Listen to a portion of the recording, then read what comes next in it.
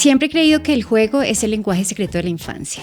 El juego es el trabajo de los niños. Es algo muy serio. Hay papás que lo reconocen y dicen, me cuesta, o sea, no soy de que de pronto me boto al piso y empiezo a jugar con los carros. Eso se vale que no nos encante jugar, que tal vez querramos compartir ese tiempo con nuestros hijos, pero no todo el tiempo estamos en la mejor disposición. Dios mío, no trajimos juguete. ¿Qué hacemos? El celular. Un niño que tiene la posibilidad de explorar, de caminar, de sentir y de sentirse seguro en el mundo a nivel motriz, es un niño que va a ser mucho más seguro a nivel emocional. Bienvenidos a Todos Nos Pasa, un podcast pensado en ayudarnos a ser mejores padres, a potenciar a nuestros hijos y crecer como familia. Bienvenidos a este nuevo episodio de A Todos Nos Pasa. Hoy nos acompaña Gina Cortés. Gina es mamá, además tiene más de 10 años de experiencia como profesora en preescolar, es terapeuta ocupacional, conocedora de la metodología Montessori. Bueno, viene a contarnos mucha información importante sobre un tema tan relevante que es el juego infantil y los beneficios de este en el desarrollo de los niños de 0 a 5 años. Gina, bienvenida a este espacio. Qué rico tenerte con nosotros. Hola, Juanita, muchas gracias por la invitación. Feliz de estar acá y de hablar pues de este tema tan interesante que es el juego y que nos convoca a todos. Totalmente, así es.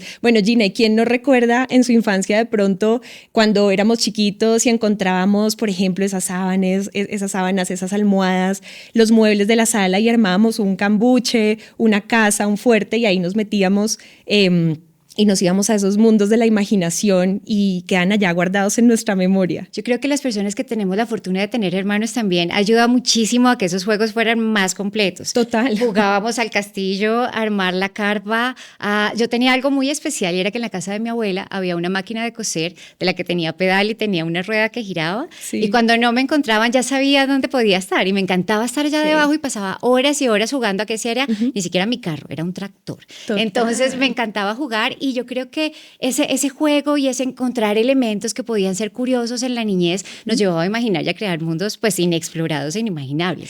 Y bueno, miremos un poco cómo desde esa época ha transcurrido esa mirada del juego. Hoy en día creo que las actividades de juego han variado. Cuéntanos un poquito cómo ves ese hilo conductor de unos años atrás a hoy. Pues bueno, siempre he creído que el juego es el lenguaje secreto de la infancia. Es la manera más fácil de acercarnos a los niños y cuando nosotros retomamos esos recuerdos de cómo lo hacíamos, depende también mucho del contexto donde estuviste. Yo crecí en provincia, entonces tuve la oportunidad de jugar béisbol, de jugar a la golosa, de jugar jermis, de inventarnos muchísimas cosas. Hoy en día siento que ha cambiado un poco también por el contexto. Ciudades como Bogotá y también pues todo lo que vivimos hoy en día no hace fácil que esos juegos se den de manera tan espontánea y tan libre o diariamente como se hacían antes. Claro. Hoy en día hay que preparar el contexto, Sí. salir al parque, mirar qué días vamos a salir a jugar y eso hace que sea un poco limitado. Incluso el clima, ¿no? Piensa uno en Así factores es. como el clima, entonces uno ya lo piensa, si ves las nubes allá afuera, entonces dices, no, mejor nos quedamos en la casa. Es toda una logística muchas Así veces, ¿sí? Y cada vez una ciudad como Bogotá, por ejemplo, eso que decimos, más edificios, más construcciones, pero también las nuevas opciones que se presentan dentro de casa. Fíjate tú también cómo está el tema de la tecnología, ¿no? Y las dinámicas familiares han cambiado mucho. Después de pandemia también aprendimos a jugar de una manera diferente. Yo creo que también requiere de la creatividad de los papás para saber a qué entornos podemos ir, cómo podemos seguir preparando ese juego y cuando estamos en casa, pues también qué cosas nos podemos inventar. La tecnología creo que ha llegado para ayudar en muchísimas cosas, creo que ha dado pasos agigantados, pero también debemos ser muy cuidadosos en qué momento y cómo lo involucramos. Sabemos que la Organización Mundial de la Salud nos dice que los niños menores de 2 años pues no deben estar expuestos a pantallas y los menores de 5 solamente 1 hora.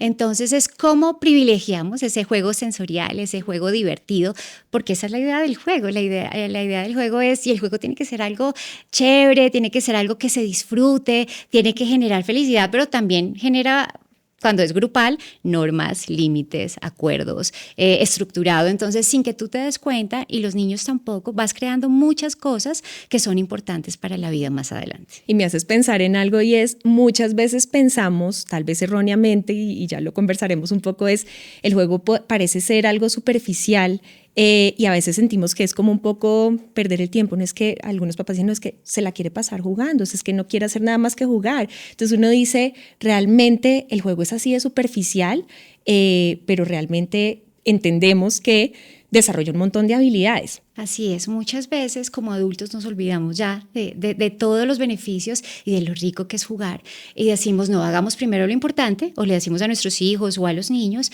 y ya después vamos a jugar. Y realmente algo que decía María Montessori que para mí resuena muchísimo es que el juego es el trabajo de los niños, es algo muy serio, es algo muy estructurado. ¿Es su rol principal? Es el rol principal, entonces a través del juego aprendes muchísimas cosas. Tenemos el juego en casa, que es un juego más libre, es un juego más divertido, es un juego donde compartes también con tu familia o hermanos, y tenemos el juego en el colegio que tiende a ser ya un poco más estructurado, tiene unos objetivos, donde también está el juego libre y el juego de roles que es muy importante para el desarrollo de los niños, pero también está el juego entonces cuando queremos desarrollar todo lo motor, entonces estructuramos juegos donde vamos a correr, vamos a trepar, vamos a saltar. Cuando estuve ejerciendo un poco la parte de terapia ocupacional y les decimos a los niños, ven, vamos a saltar hacia adelante, si no hay juego de por medio y si no los involucras en un mundo completamente distinto, es aburrido. Entonces, ¿cómo el juego hace que todo sea más interesante? Y eso es lo que queremos llevar también al preescolar.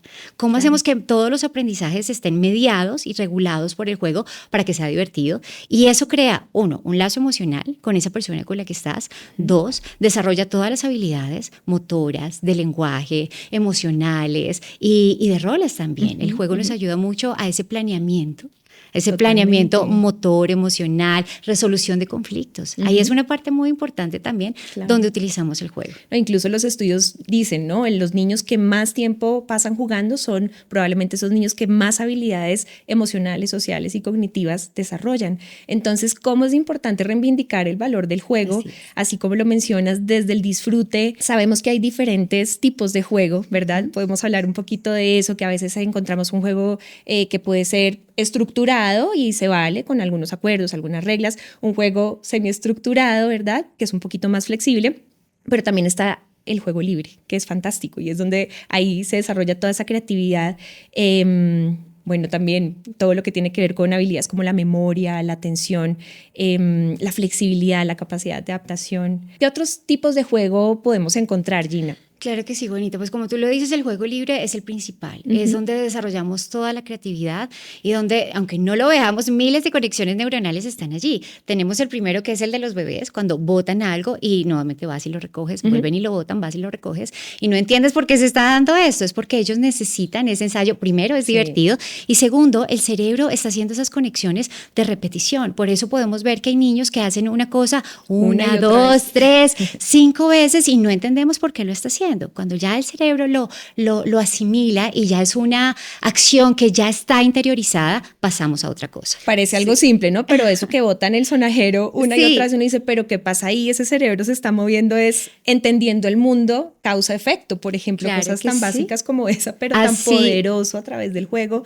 y les genera sensación de seguridad, ¿no? Por supuesto, y tenemos el estímulo que es visual, auditivo, de movimiento, de permanencia en el objeto, que para nosotros es algo muy sencillo, es botar y las primeras veces es divertido, ya después puede ser un poco para los papás estar recogiendo. Ya como que no es tan divertido, pero sí, eso es lo que está pasando. A nivel cerebral hay muchas conexiones y por eso se da. Y cuando ellos ya están más grandes, ya son otro tipo de actividades. Entonces vemos tal vez que suben y bajan, que les encanta hacer una cosa y es por eso, es porque el cerebro lo está integrando y lo hace de manera divertida. Tenemos el juego simbólico, que es el juego de roles. Entonces ya esto se da cuando ellos están más grandes. A partir de los 3, 4 años, cuando ellos ya empiezan a ser el cocinero, a ser el chef, a ser el conductor, hay miles de cosas que ellos están interpretando también del mundo real y que quieren llevarlo. Y hay una imaginación grandísima allí. También está el juego emocional y es también cuando ellos tienen sus muñecos y empiezan a curarlos y empiezan a tener esa cierta empatía con los demás. Entonces podemos ver que el juego puede ser muy simple, pero dentro de él hay muchas cosas que se están desarrollando de la manera más espontánea. Gina, ¿qué, por ejemplo, tipo de juegos están más indicados para unas edades u otras? ¿Hay alguna indicación frente a eso? Cuando ellos están pequeños y en esa primera etapa, el lenguaje es fundamental. La expresión corporal y tus gestos y el tono de voz es muy importante porque eso le indica a los niños cómo estás. Entonces, antes de iniciar cualquier juego, si tú lo dices en un tono distinto, pues va va a pensar como esto no es tan chévere y no se va a sentir seguro. Y una de las principales herramientas del juego es esa confianza y esa seguridad que hay entre las personas con quien está. Para los más pequeños siempre se recomienda toda la parte de juego con elementos, que tengan sonido, que sean visualmente atractivos, porque eso es lo que va a empezar a llamar la exploración ante otros elementos. Les encanta que se caiga, que haga ruido, que suene, que de pronto tenga luces. Entonces, todos los elementos que son muy sensoriales, texturas también. Entonces, toda la parte de texturas las manejamos. Obviamente vamos graduando. Habrá bebés o niños que no les gustan ciertas texturas y no hay que obligarlos. Eso es súper importante. Entonces, vamos presentando elementos de acuerdo a cómo ellos van creciendo. Cuando ya son más grandes, el juego de la pelota, el juego de salir, el juego de trepar, el juego de jugar con los papás, a las cosquillas, a botarse. Muchas veces ese juego brusco es también muy importante porque hace una conexión muy especial a nivel emocional con las personas que estás jugando. Y obviamente ya hay miles de elementos. Siempre preferimos las cajas. A veces, muchas veces uno dice, bueno, compramos esto y quedó la caja, entonces, y les fascina jugar con la caja. Pero es curioso, ¿no? Porque a veces, por ejemplo, en épocas como la Navidad, se llenan de regalos, unos regalos divinos, llenos de estímulos espectaculares, y el niño no voltea a mirar el juguete, sino que voltea a mirar es la caja, ¿sí? El envoltorio, lo que tiene, digamos, recubierto el juguete como tal, y es con lo que más se entretiene. Así es, Juanita. Muchas veces ellos lo miran y era el juguete que estaban esperando y les encanta, pero al paso del tiempo tú ves que se quedó jugando con la caja. Y la caja hoy es un carro, pero la caja mañana puede ser, no sé, una nave espacial. Entonces, ese simbolismo que se le empieza a dar a los objetos es también muy importante para todo el desarrollo de la creatividad. Así es. Gina, hay papás que nos dicen, bueno, definitivamente tengo que reconocer que no soy el que más quiera jugar con mi hijo. Hay papás que lo reconocen y dicen, me cuesta, o sea, no soy de que de pronto me boto al piso y empiezo a jugar con los carros o me pongo a jugar con las muñecas, y son papás que reconocen que eso es algo que está ahí y de alguna manera se pueden sentir un poquito culpables porque dicen, sé que es importante jugar con él o con ella, pero no sienten como esa chispa como de hacerlo y de tomar esa iniciativa. ¿Qué podemos decirles a estos papás y a estas mamás? Uno, que es natural. Eso se puede, pasa. se vale. Se vale que no nos encante jugar, que tal vez querramos compartir ese tiempo con nuestros hijos, pero no todo el tiempo estamos en la mejor disposición. Cuando estuve en mis años de profesora, muchos papás me decían, ay, qué rico, tú tienes muchas herramientas ahora que eres mamá. Y pueda que sí un poco, pero uno sigue siendo mamá. Y hay momentos muy buenos, hay momentos donde no lo tenemos, hay momentos en que nace y hay momentos en los que no. Sí, yo llego muy cansada un día del trabajo y de verdad ese día quiero descansar. Entonces, una de las cosas muy importantes a tener en cuenta es que el juego no siempre tiene que ser liderado por el papá, no siempre tienen que intervenir, muchas veces solamente la compañía de estar allí, pero totalmente desconectado, ¿no? La idea es estar muy presente, 15, 30 minutos, que sea un espacio de valor. Si no tengo las ganas o no me nace de jugar, sí acompañarlos y decirles, solamente con mi postura corporal estoy aquí, vamos a jugar. Y estoy segura que pasado 10, 15 minutos empiezas a interactuar de cierta manera. Hay papás que son muy buenos y les encanta crear cosas, crear historias y crear juegos, y eso también es válido. Pero lo importante del juego es la conexión, estar presente, desconectarse de lo demás y estar allí. Y todo lo demás va fluyendo, porque esa es la magia del juego, Juanita. Claro, y también creo que es una posibilidad para que los papás también podamos ir explorando, que de pronto si a mi hijo le gusta más el tema de pintar, por ejemplo, y a mí no se me da tanto, pero sí puedo explorar otras opciones, otras alternativas, otros espacios en los que nos podemos conectar y tener un rato maravilloso.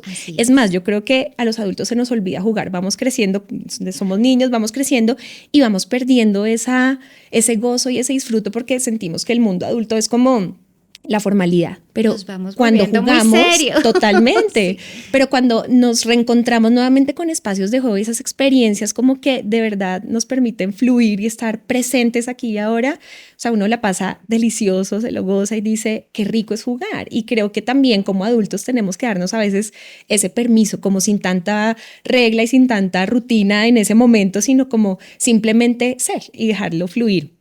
Y si encontramos esos espacios con nuestros hijos, creo que también es maravilloso. Hace poco estábamos en una diligencia de adultos, pero había una niña de 3 años. Entonces, obviamente, pues ya estaba un poquito aburrida, y adicionalmente a eso, el lenguaje en este momento está en desarrollo. Es decir, el lenguaje no era nuestro canal de comunicación. Y cosas tan sencillas como empezar a a jugar, como estábamos en una silla, a jugar con los huequitos de la silla, y eso empezó a crear como un canal de comunicación y a divertirnos un poco. Y las 2 horas que estuvimos allí, pues fueron 2 horas deliciosas porque empezamos a interactuar y no solamente el lenguaje tiene que estar presente, sino es el juego. Ajá. El juego definitivamente es una gran herramienta, es un gran canal donde muchas veces como adultos se nos olvida y de pronto nos puede parecer aburridos, pero cuando ya llegamos a ese momento, nos la gozamos, la pasamos delicioso y tuvimos un gran momento con nuestros hijos o con las personas con las que... Y a veces pensamos que tenemos que tener un montón de recursos y el juguete y tal, pero creo que también hace parte como de esa creatividad y ser recursivos y flexibles. Pensaba, por ejemplo, cuando estamos esperando en la sala de espera del médico, del pediatra, y que a veces se vuelve un poquito extenso y decimos, Dios mío, no trajimos juguete. ¿Qué hacemos? El celular. Y creo que aquí hay una posibilidad maravillosa de decirle a los hijos y de hacer cosas muy sencillas como, por ejemplo, juguemos al veo veo. Generamos un espacio que para los niños es difícil esperar, posponer y utilizar este recurso tan a la mano y tan práctico. No necesitas nada más, sino tu imaginación, pero además estás estimulando habilidades cognitivas del lenguaje, bueno, la creatividad, la búsqueda, la exploración, la atención.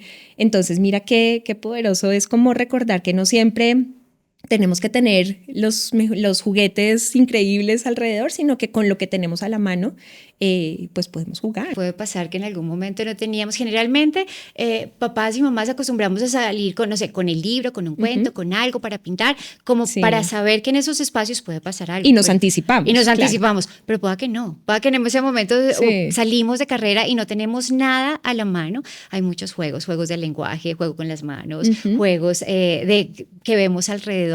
Es decir, es tratar de salirnos un poco de esa zona también de confort, de esa estructura, de querer también controlarlo todo, porque a veces el juego pueda que se salga de nuestras manos, es decir, pueda que el juego hubiese parecido divertido y de pronto no. Y es tener esas herramientas de retomar, de pausar y volver a empezar.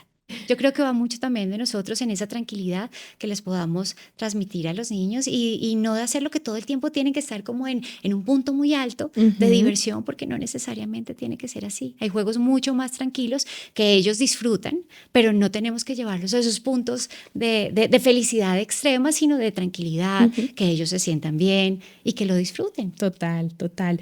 Gina, cuéntanos un poquito desde tu experiencia como profesora en el aula donde se presentan tantas situaciones. Esto es como un universo de cosas que ocurren en un aula, cómo el juego también puede ser una herramienta de pronto para resolver situaciones o para también enseñarles a los niños habilidades de regulación, de manejo de la frustración, de tramitar esas emociones difíciles. ¿Tienes alguna situación en la que de pronto hayas visto cómo el juego nos permite que esas pequeñas situaciones que ocurren en un aula se puedan resolver? Claro, de toda la parte emocional. Obviamente cuando la situación está en el momento y está en caliente, lo importante es poder bajar y que los niños se tranquilicen, porque si está pasando algo y voy a distraerlos con un juego, pues no voy a cumplir un poco con el objetivo, pero sí este juego de roles, este juego de mirar cómo puedo actuar ante una situación, sí es muy importante. Entonces lo hacemos a través de cuentos, lo hacemos a través del juego con muñecos y lo hacemos también a través del juego de roles. Entonces muchas veces pasaba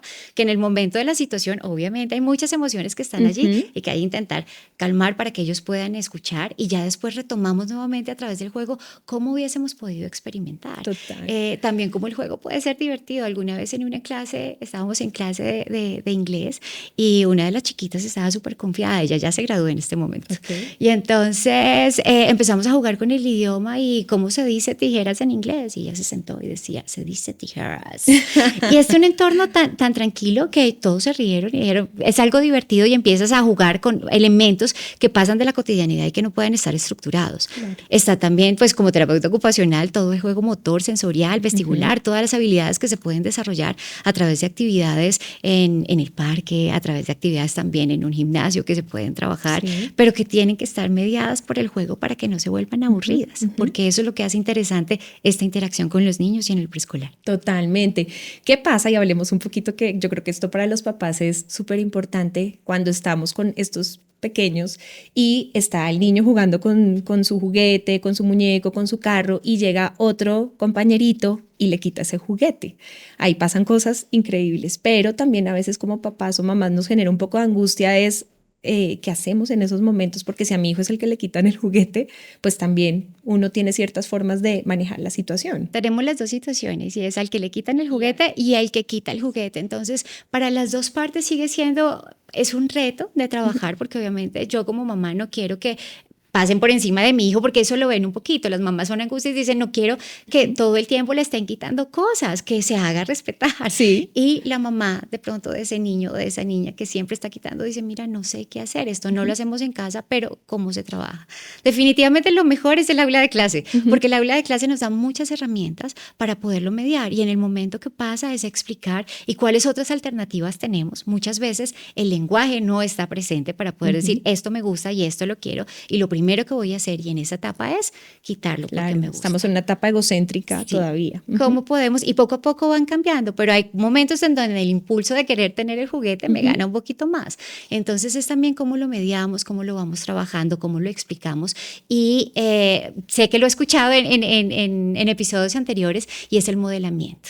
El poder modelar cómo debemos responder ante una situación. Porque obviamente ellos todavía son muy concretos, pero cuando ellos lo ven, lo pueden ver, empiezan a aplicarlo. Y puede ser una repetición que ya se puede volver un hábito y ahí ya tenemos también unos acuerdos dentro del juego. Y les enseñamos poco a poco a compartir. Si bien están siendo egocéntricos, también les podemos mostrar la manera de compartir, de respetar el turno y tomará tiempo de entrenamiento, pero poco a poco si somos persistentes, pues ellos van a ir desarrollando pues todas estas Por supuesto, yo creo que es infinidad la cantidad de habilidades que puedes desarrollar a través del juego, que se pueden adquirir de otra manera, sí, pero el juego es la herramienta fundamental y yo creo que más cercana a nivel de con los niños y de ese lenguaje que podemos tener con ellos y más divertida también. Gina, ¿por qué el movimiento es tan importante? Hablemos un poco de ese manejo del cuerpo. ¿Por qué es tan importante? Cuando los niños empiezan a explorar el mundo, cuando empiezan a través de llegar hasta el objeto,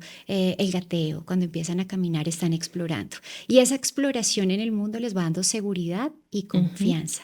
Un niño que tiene la posibilidad de explorar, de caminar, de sentir y de sentirse seguro en el mundo a nivel motriz, es un niño que va a ser mucho más seguro a nivel emocional. Entonces, todos estos patrones y todo este desarrollo de habilidades tienen un fin, que es muy importante y hay unas ventanas de oportunidad, hay etapas.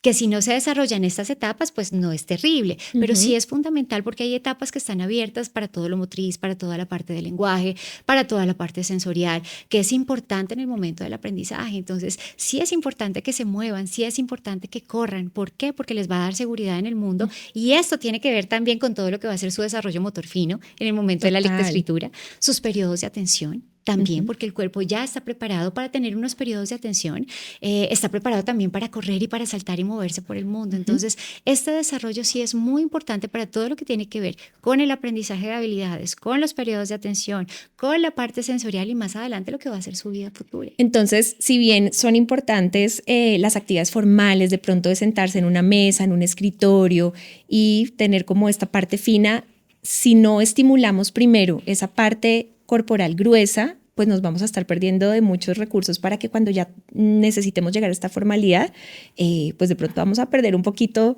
esa ganancia, ¿no? Ese valor del movimiento como tal. O sea, a veces pensamos que vamos directo a la actividad de escribir acá, pero necesitamos movernos a nivel grueso, a nivel, digamos, como de extremidades importante, pues para poder llegar a esto. Sí, Juanita, en el preescolar hablábamos muchísimo de la estimulación que podemos tener en esas edades. Entonces, ¿cómo podemos estimular desde el lenguaje y no empezar solamente con lo fino, sino cómo los espacios son tan importantes en la estimulación de los niños, como el parque es importante, como el juego en el gimnasio es importante, y no solamente libre, sino que también puede haber unas actividades que estén dirigidas a desarrollar ciertas habilidades en el movimiento para poder llegar a lo fino. Entonces siempre hablamos del preescolar, que tiene que ser todo lo grande, toda la exploración, todos los movimientos amplios para poder llegar a lo fino, porque sí puedes... los niños van a terminar haciendo muchas cosas, pero todo está también en el cómo lo hacemos y cómo llegamos ahí. Y el juego es un gran canal y una gran herramienta y por qué no utilizarlo. Hablemos un poquito de los deportes, así como unido a este tema del juego. ¿Qué tan relevante es el deporte en estas primeras etapas del desarrollo? Pues ellos se empiezan explorando. Hay muchos niños que tienen un deporte ya definido y que les encanta. Sí. Hay otros niños que están explorando. A veces los papás se preocupan porque dicen, mira, es que empezó tenis y no le gustó, sí, y ahora quiere natación. Y cambia ahora al otro. Sí. Y está cambiando y es válido. Es válido explorar y saber qué me gusta y saber también para qué soy bueno y para qué soy hábil. No solamente por desarrollar la habilidad motriz, sino también porque me gusta, porque me siento confiado, porque lo disfruto. Entonces están los juegos individuales o los deportes individuales y también están los deportes de grupo. Sí. Y esos deportes de grupo pues también te enseñan muchísimas, no sé, habilidades. Como la competencia, el trabajo en equipo. Ajá, que eres parte de un equipo, eres parte de. Cómo aprendes también a través del juego. Lo veo con mis hijos ahora que ya practican un deporte y veo cómo esos espacios han sido tan importantes para ellos en amistades que fortalecen, en que es algo diferente que disfrutan, es decir, cuando ellos están en el juego están metidos en trabajar en equipo, en ganar, porque también se quieren ganar, pero también a veces se pierde. Y ahí eso es importante todos. Y aprendemos. Y si no tuviéramos la oportunidad, y eso pasa mucho, ¿no? Cuando, aquí me salgo un poquito del tema y es cuando queremos que no les pase nada a nuestros hijos, que no se caigan, que no se raspen, que no lloren, que no sufran, porque uno como papá creo que es un poco lo innato que uno no quiere que eso les pase, pero si no les pasa, no van a aprender a desarrollar esas habilidades. Sí, entonces el día que perdieron la final de mi hija mayor, sufrieron muchísimo. Sí. Y claro, y como familia también uno se siente triste y después cuando pasa ese momento digo, aprendimos mucho, todos, tanto ellos como equipo, ella, a perder, a que eso pasa y que genera obviamente, ¿y qué pasa? Que hay que levantarse, que hay que mirar qué fue lo que, de pronto en lo que se puede mejorar, o sencillamente que a veces se gana y a veces se pierde. Es la vida. Entonces, digamos que también es esperable, como lo dices, que en esta primera etapa también está bien y es esperable para que los papás no nos preocupemos, que les podamos ofrecer una variedad de actividades, que exploren, porque sí, muchas veces como papás decimos, no, queremos que se vaya por esta línea y que termine y todo, y está bien, hay que buscar esa persistencia y esa disciplina, pero también tener cierto grado de flexibilidad para poderles dar como todo ese abanico de opciones hasta que de pronto encuentran lo que los conecta. Claro, Juanita, ¿qué pasa? Entonces, sí, muchos papás me decían, pero es que mira que no termina, ahora no quiere hacer esto. Sí es importante que si empezamos algo, hay que terminarlo, pero darle la posibilidad, porque todo está por un tiempo determinado. Entonces decimos, bueno, vamos a terminar este ciclo y vamos a probar otra cosa. Es válido, es válido porque ellos van a encontrar ya algo en lo que les guste y que lo disfruten, que es un poco también el objetivo, ¿no? Ay, Gina, pues nos vamos acercando al final. Hemos hablado de un montón de cosas que vuelve uno como a renacer un poco recordando todo este maravilloso mundo que es el juego, que a veces lo perdemos un poco de vista. ¿Qué nos puedes decir o qué les puedes decir a los papás, a nuestra audiencia? ¿Cómo reivindicamos el valor del juego y qué herramientas nos puedes dejar para este cierre? Claro que sí. Lo primero es que el juego no es algo más o para dejarlo después de que hagas lo importante. No, el juego es muy importante. Regalémonos ese espacio y regalémoselo también a nuestros hijos para que tengan la oportunidad de tener ese juego libre, de tener ese juego en compañía de nosotros y que seamos nosotros los papás quienes acompañemos esa etapa tan importante del juego. Importante incluir el juego en nuestra educación. El preescolar fue diseñado para eso, para aprender a través del juego, para aprender a través de otras herramientas que sean divertidas en esa primera etapa que es tan importante para consolidar habilidades. Que sea un espacio que dediquemos y nos desconectemos y que también para adultos, como nosotros como adultos, nos va a ayudar un montón. Ay, Gina, muchísimas gracias, de verdad que nos has compartido información valiosísima y te agradezco de verdad por este espacio que nos has dado. A ti, Juanita, muchas gracias.